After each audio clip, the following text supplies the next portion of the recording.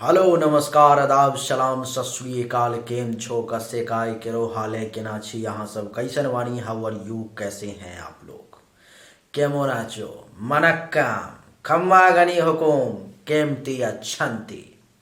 उम्मीद करता हूँ कि आप लोग बहुत अच्छे होंगे, स्वस्थ होंगे, दुरुस्त होंगे और आपका समय बहुत ही मज़े में बीत रहा होगा। मित्रों, आज के इस वीडियो में हम एक विशेष व्यक्ति के कुंडली के बारे में चर्चा करने वाले हैं। सबसे कमाल की बात इस कुंडली में ये है कि बर्थ टाइम और बर्थ प्लेस सेम ही है, यानी कि एक ही है।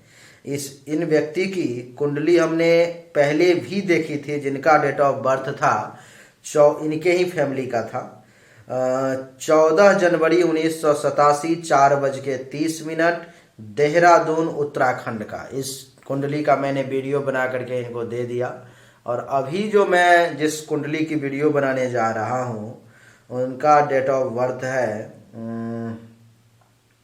14 अगस्त 1987 4:30 शाम में देहरादून का। यानी कि अभी बड़ा ये कोइंसिडेंस इसको कहे या क्या कहे, जो है इन्हीं का कुंडली का अभी विवरण करने जा रहा हूँ। बड़ा अच्छा लगा सब कुछ। सिर्फ आप देखिए कि महीना चेंज हुआ और तारीख भी तो शायद सेम ही है, 14 अगस्त है और 14 तारीख भी सेम ही है, सब कुछ सेम है, सिर्फ महीना चेंज हुआ। और देखिए जन्म कुंडली कैसे बदल जाए, ग्रहों का चाल कैसे बदल जाएगा, ग्रहों का प्रभाव कैसे बदल जाएगा। आप देखिए जरा, दोनों कुंडली में जमीन आसमान की अंतर है। अब देखिए, मैं फलादेश करके एक कुंडली तो मैं उनको दे चुका हूँ, तो उस कुंडली को वो देख चुके हैं फलादेश, और उसके बाद अब इस कुंडली का भी फलादेश करने वाला हूँ। आप देखिए, आपके सामने में कुंडली की फोटो लगी हुई है। आप देख ही रहे हो कि धनु लग्न की कुंडली है और मेष राशि है, धनु लग्न और मेष राशि। मित्रों, इस कुंडली में मैं एक एक ग्रह के बारे में तो बताऊंगा ही कि कौन सा ग्रह कैसा रिजल्ट देने वाला है, लेकिन इसमें मैं आपको ग्रह के रिजल्ट के साथ साथ युति भी, और युति के साथ साथ कौन सा रंग इनके लिए बढ़िया है वो भी बता दूंगा। और उसके अलावा मैं आपको इस वीडियो में ये भी बताऊंगा कि कौन सा रत्न इनको धारण करना चाहिए, कौन सा नहीं। बहुत सारी बातें बताऊंगा। इस कुंडली में एक बहुत प्रबल राजयोग भी है। चलिए, सभी विषय पर में हम मिल करके चर्चा करते हैं, क्या कैसे है कुंडली, क्या कहती है। आप पहले कलम और कॉपी यानी कि पेन और पेपर लेकर के बैठ जाओ, और मैं जो लिखा रहा हूं पहले आप 5-7 मिनट तक वो आंख बंद करके जिनकी कुंडली है उनको कॉपी और कलम पकड़ा दो, वो लिखें। अभी लिखो आप, जन्म से लेकर के 26 जनवरी 1992 तक केतु की महादशा। जन्म से लेकर के 26 जनवरी 1992 तक केतु की महादशा। 26 जनवरी 1992 से लेकर के 26 जनवरी 2012 तक शुक्र की महादशा। 26 जनवरी 2012 से लेकर के 26 जनवरी 2018 तक सूर्य की महादशा। 26 जनवरी 2018 से लेकर के 26 जनवरी 2028 तक चंद्रमा की महादशा। 26 जनवरी 2028 से लेकर के 26 जनवरी 2035 तक मंगल की महादशा। 26 जनवरी 2035 से लेकर के 26 जनवरी 2053 तक राहु की महादशा, और 26 जनवरी 2053 से 26 जनवरी 2069 तक गुरु की महादशा। अब इससे आगे नहीं जाऊंगा, इससे आगे जाने की आवश्यकता भी बिल्कुल ही नहीं है। हाँ, तो अब आप पेज पलट दो और दूसरे पेज में लिखो 26 जनवरी 2018 से लेकर के 26 जनवरी 2018 से लेकर के 26 जनवरी 2018 से लेकर के 26 नवंबर 2018 तक चंद्रमा के महादशा में चंद्रमा की अंतर्दशा। 26 नवंबर 2018 से लेकर के 26/6/2019 तक चंद्रमा के महादशा में मंगल की अंतर्दशा। 26/6/2019 से लेकर के 26/12/2020 तक चंद्रमा के महादशा में राहु की अंतर्दशा। 26/12/2020 से लेकर के 26 अप्रैल 2022 तक चंद्रमा के महादशा में गुरु की अंतर्दशा।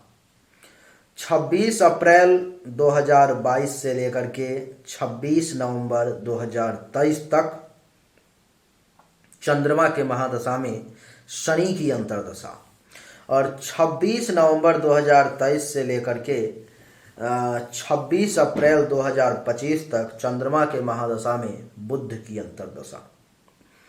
26 अप्रैल 2025 से लेकर के 26 नवंबर 2025 तक चंद्रमा के महादशा में केतु की अंतर्दशा।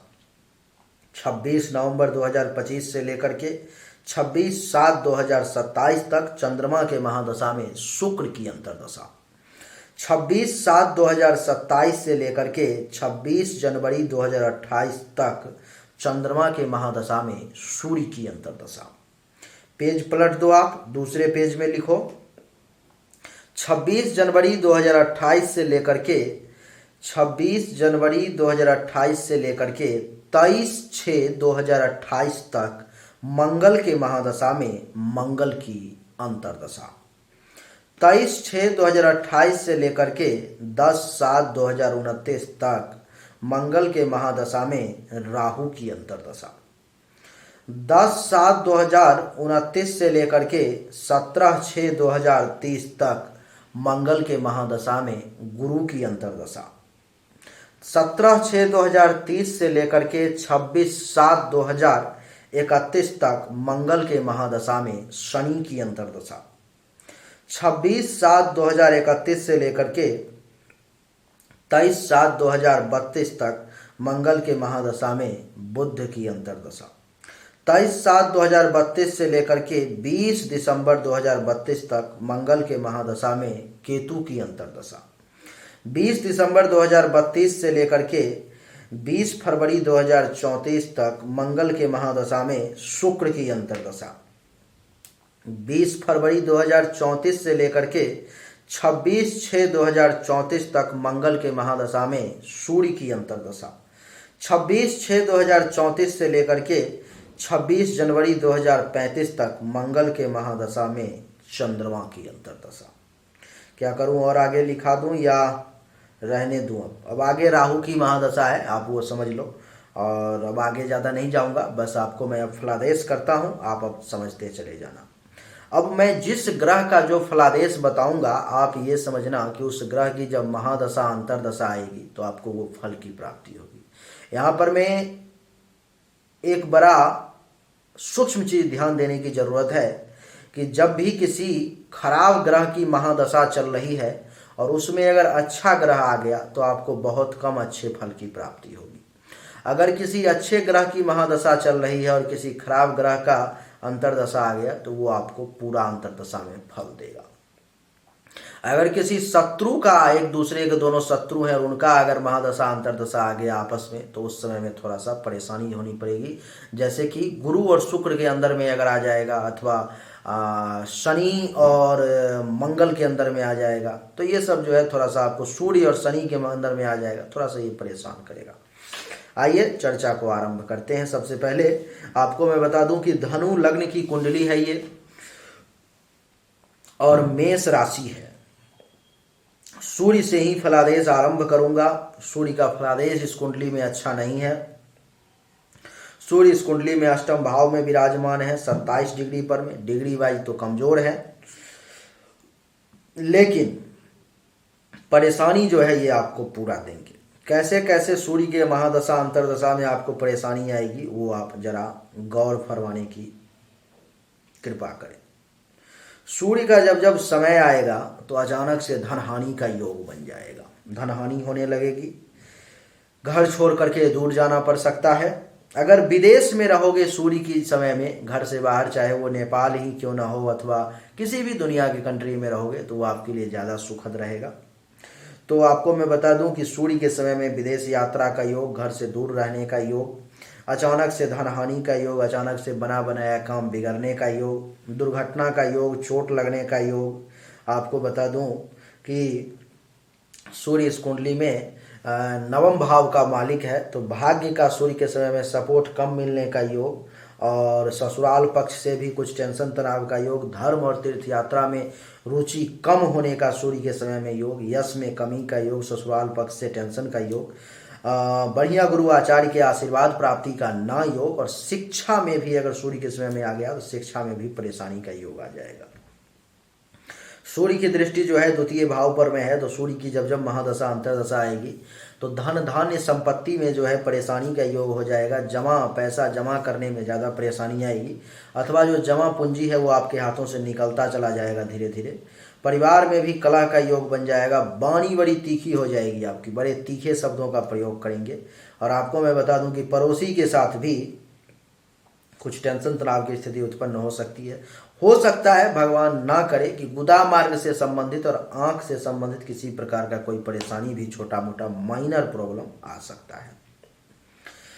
सूर्य के बाद अब चर्चा करेंगे चंद्रमा की। चंद्रमा इस कुंडली में मित्रों एक मारक ग्रह है। धनु लग्न के कुंडली में चंद्रमा एक मारक ग्रह होता है, और चंद्रमा के समय में जो है सो आपको क्या क्या फल की प्राप्ति होगी वो आप देख लो। चंद्रमा का वैसे गुरु के साथ युति भी है। चंद्रमा और गुरु की युति गजकेसरी नामक राजयोग भी बनाता है, लेकिन ये मूल रूप से गजकेसरी नामक राजयोग गुरु के समय में फलित होता है। चंद्रमा के समय में इसका बहुत कम प्रभाव आपको देखने को मिलेगा। चंद्रमा आपके लिए निगेटिव है, इसलिए चंद्रमा का क्या क्या फल आपको मिलेगा एक बार सुनो। चंद्रमा की जब जब महादशा अंतरदशा आएगी तो जो जो फल सूर्य दिया है वही वही फल जो है सो चंद्रमा भी देगा। यानी कि चंद्रमा क्या क्या फल देगा वो तो देगा ही, उसके अलावा क्या क्या देगा वो आप देख लो। चंद्रमा क्योंकि अष्टम भाव का मालिक है, इसलिए सूर्य जो फल दिया है वो फल देगा। जैसे कि अचानक से धनहानि का योग, घर से दूर जाने का योग, बना बनाया काम एट रैंडम बिगड़ने का योग, चोट वगैरह लगने का योग।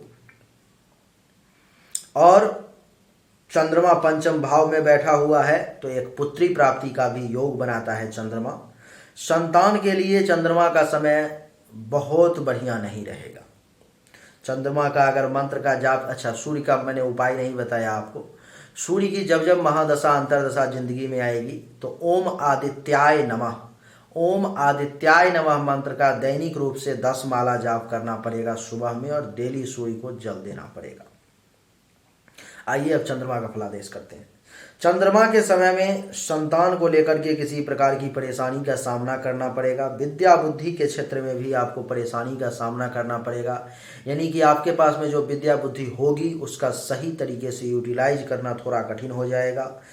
आपको बता दूं कि यश में भी जितनी वृद्धि होनी चाहिए उतनी नहीं हो पाएगी।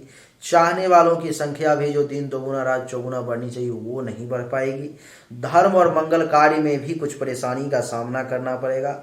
नाना नानी अगर जिंदा होंगे तो कुछ लाभ मिलने का वहां से योग बन रहा है, क्योंकि पंचम भाव में ही ये गज केसरी नामक राजयोग बन रहा है। तो नाना नानी से कुछ फायदा का योग, और गज केसरी योग के कारण आपकी संतान बड़ी उत्तम निकलेगी, इसका संभावना बहुत ज्यादा है। चंद्रमा की दृष्टि सप्तम दृष्टि एकादश भाव पर में, तो चंद्रमा के समय में आय तो होगा लेकिन बहुत ज़्यादा नहीं। लाभ की प्राप्ति होगी थोड़ी परेशानी से, उपलब्धि की प्राप्ति होगी थोड़ी परेशानी से, मनोकामनाओं की पूर्ति होगी लेकिन थोड़ा सा ऐसे नाक ना छू करके ऐसे वाली जो बात होती है वो, और बड़े भाई बहन सीनियर्स का सपोर्ट मिलेगा लेकिन कम मिलेगा, उसके लिए आपको कुछ उपाय करना पड़ेगा। चंद्रमा का समय जब जब बुढ़ापा में, अंतरदशा महादशा में तो शायद अभी चल ही रहा है, लेकिन अंतरदशा में जब जब आएगा तो आपको पुत्र वधु दामाद का भी थोड़ा सा सुख जो है सो प्राप्त हो जाएगा चंद्रमा के समय में। आपको मैं बता दूं कि चंद्रमा के बाद अब हम चर्चा करेंगे मंगल देवता की। और आपको मैं बता दूं कि धनु लग्न के कुंडली में मंगल देवता एक योग कारक ग्रह होते हैं। इस कुंडली में 1 डिग्री पर में बैठे हुए हैं और नवम भाव में भी है, लेकिन अस्त के हैं। तो मंगल का अगर बहुत बढ़िया रिजल्ट लेने की आपके मन में अभिलाषा है तो मंगल आपको रिजल्ट बढ़िया देगा, इसमें कहीं से कोई दो राय की बात नहीं है। लेकिन मंगल के लिए जब तक मूंगा नहीं धारण किया जाएगा तब तक वो बढ़िया रिजल्ट नहीं दे पाएगा।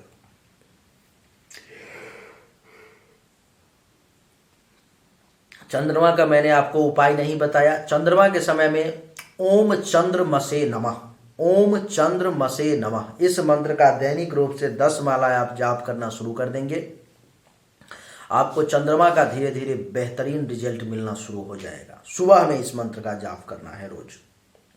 अच्छा, आइए अब मंगल का बताता हूँ। मंगल का बहुत बढ़िया रिजल्ट मिलेगा आपको, क्या क्या मिलेगा मैं अभी बताऊंगा।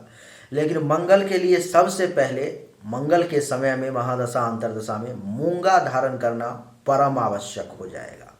मूंगा अगर आप धारण करोगे तभी जाकर के मंगल आपको बढ़िया रिजल्ट दे पाएगा, नहीं तो अस्त का परा हुआ है, वो चाह करके भी बहुत बढ़िया रिजल्ट नहीं दे पाएगा। वहीं सूर्य और चंद्रमा के लिए रत्न आपको जिंदगी में कभी नहीं धारण करना है। मित्रों, मैं आपको बता दूं कि मंगल के समय में अगर मूंगा धारण किया गया तो आपके भाग्य का दिन दोगुना रात चौगुना वृद्धि होगा, धर्म और तीर्थ यात्रा करने का योग बनेगा, यश में वृद्धि होगा, ससुराल पक्ष से लाभ का योग बन जाएगा, सन्यासी का भी आशीर्वाद प्राप्त होगा, आपके बहुत सारे सपने भी पूरे होंगे और आपको मैं बता दूं कि आपको बढ़िया शिक्षा भी प्राप्त होगा। आपका जो शिक्षा है उसका आप सही तरीके से यूज भी कर पाएंगे।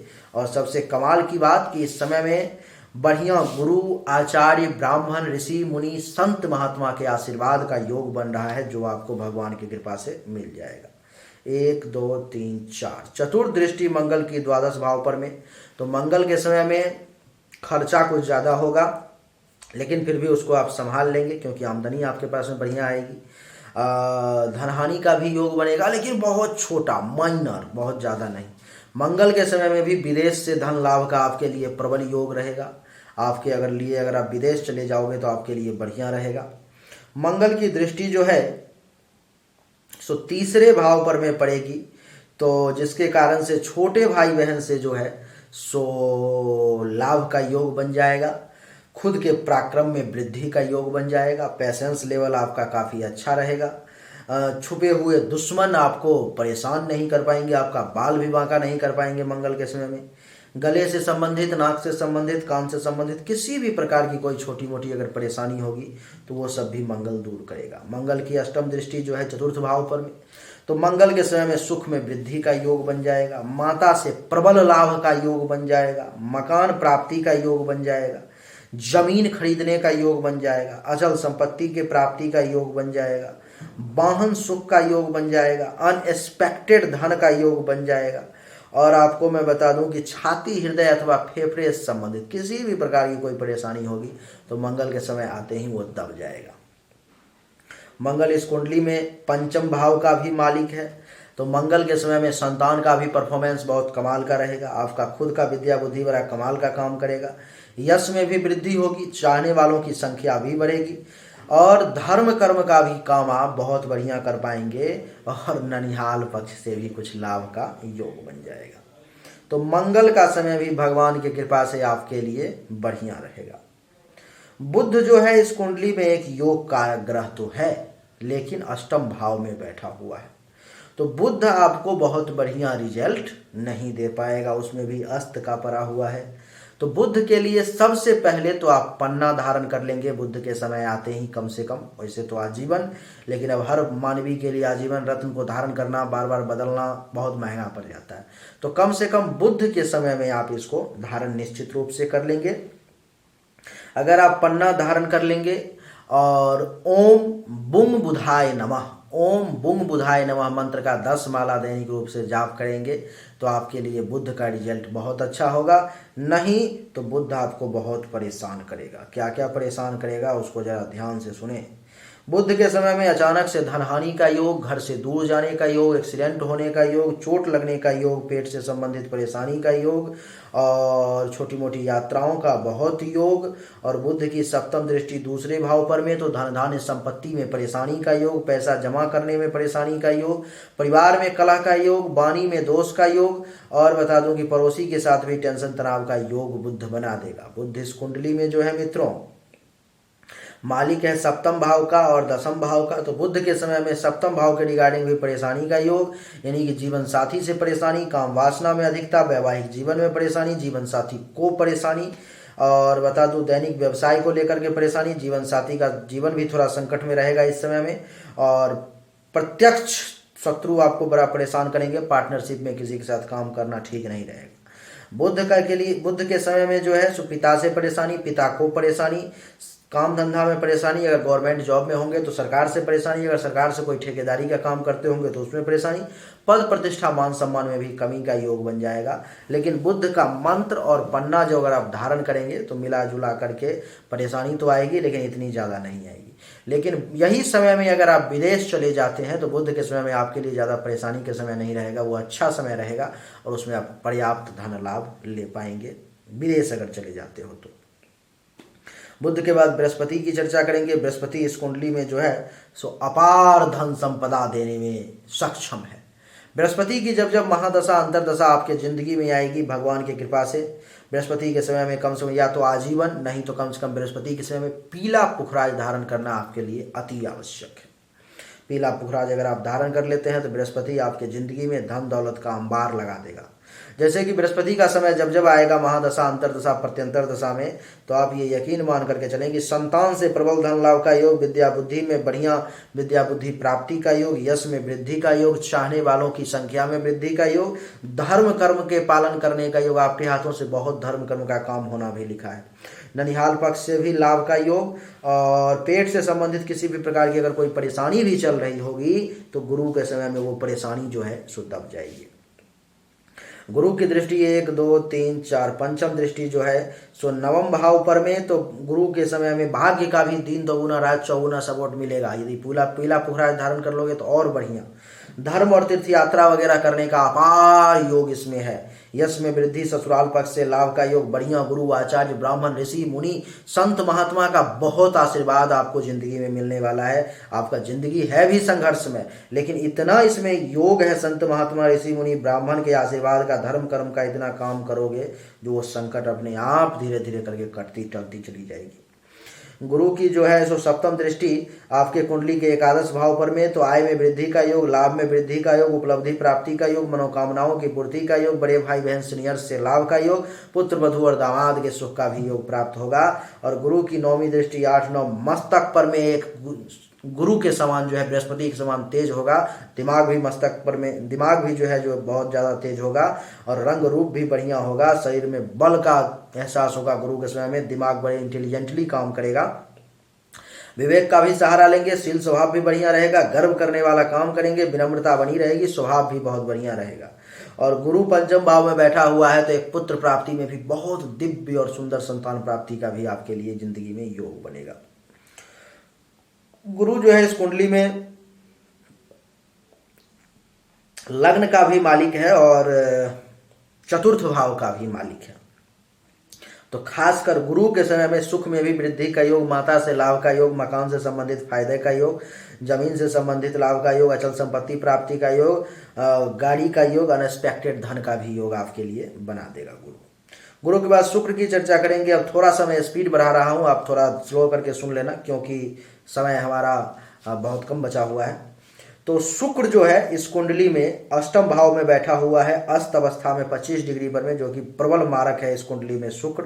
तो आप इसको बड़ा ध्यान से समझने की कोशिश करें। शुक्र के समय में अचानक से धन हानि का योग बन जाएगा, काम धंधा बिगड़ना शुरू हो जाएगा, घर से दूर जाना पड़ सकता है, एक्सीडेंट वगैरह का भी योग हो जाएगा।